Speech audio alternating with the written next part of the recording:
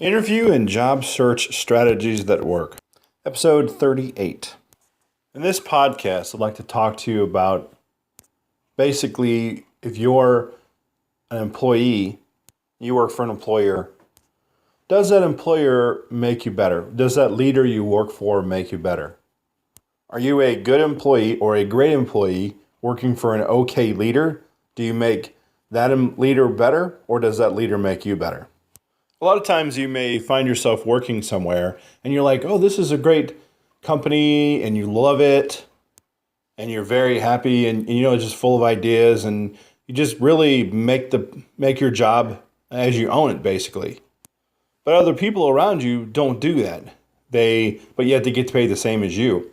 And I know that could probably make some individuals feel a certain way because here they are, doing X amount of work, but the other person who's doing the same exact job, but is getting the same money, but isn't doing as much work or doesn't care about it or doesn't perceive to be caring about it. They take shortcuts in their work, etc. So the leader's job in that case is to, of course, help the team be better. And a lot of times what you'll see is they'll focus on the individual who is slacking, basically. Meanwhile, not praising or giving the attaboys or attagirls accolades to the individual going above and beyond, or just having a great attitude, basically. So after a while, the person, the happy-go-lucky person, so to speak, or the person really dedicates their just thinks about the job in a way as they own it. They own the company, basically. After a while, they can get on that at the nerves of the person or make them feel like, interesting. There's no growth here. So in that regard, the employee makes the manager, or actually in this case, the leader's job better, not the other way around.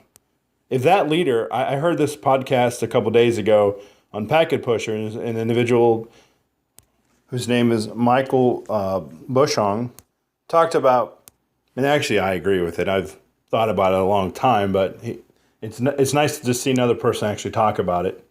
And that is, if the leader leaves, does the team change? Is the team dynamic change if the leader leaves? Does the leader make the team better, or does it make it? Is there no change? In that regard, the leader, it's not really a good leader, because he mentions on the podcast, like, yeah, did you do a good job as a leader? And the leader's like, yeah, I did a good job. But how do you know? You don't. In some cases, unless the person above that leader, or in this regard, the person below, because as I said, everybody, the leadership works for the team.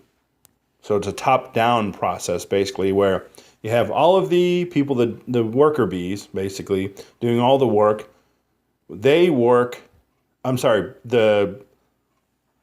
leadership, the worker bees are at the top.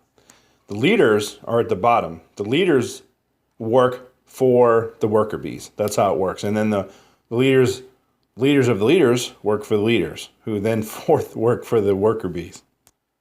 And I know it's interview and job search strategies, and that's really one of the strategies. And if I can sum it up, really it's just mindset, having the right mindset. If you're a potential company and you're looking to hire somebody, I will tell you this much. If that person you're hiring doesn't have the intangibles, that maybe the certain skills, for instance, it's IT, and this person doesn't have the certain skills, but everything being the same, basically, right? But one person has a degree, the other person doesn't, or one person has a certification, the other one doesn't.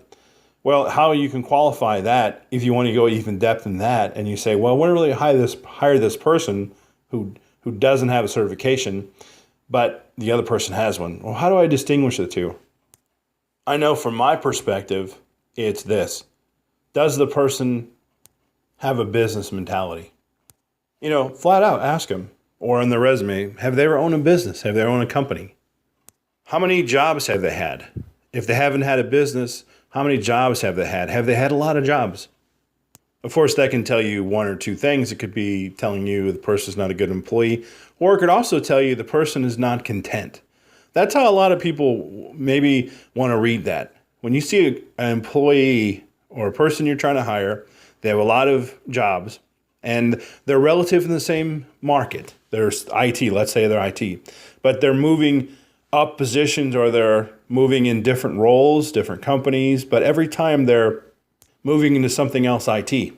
That's a sign that this person wants to change. They want to grow. They want to become better. Versus someone in IT who's been there 10, 15 years, 20 years, and they're in the same role. You can probably distinguish the two yourself. So these are other factors you can use to actually get a good employee to work for you. So I'd like to thank everybody for listening to this podcast. Hope you liked it. And any comments, this is Anchor, so just respond on Anchor, like send me a message on Anchor. If you like these shows, just send me a response on Anchor. If you don't like them, send me a response on Anchor. Either way, no worries for that. I won't play it if you don't want me to play it, just say I don't want to play it or whatever, like your message that you send to me. So here's the upsell. The first 5 people that message me get a free course. I have a Udemy course. It's about 20 hours long, and it's just skills that I've learned and that I've applied, and I just want to teach it to other folks. And it's a paid course. So the first, like I said, the first 5 people, right, that just send me a message on Anchor, I'll give them access to the site. So I'll give them like a code or whatever. I'll just like respond to your message with a code, like it'll be a code or whatever it is.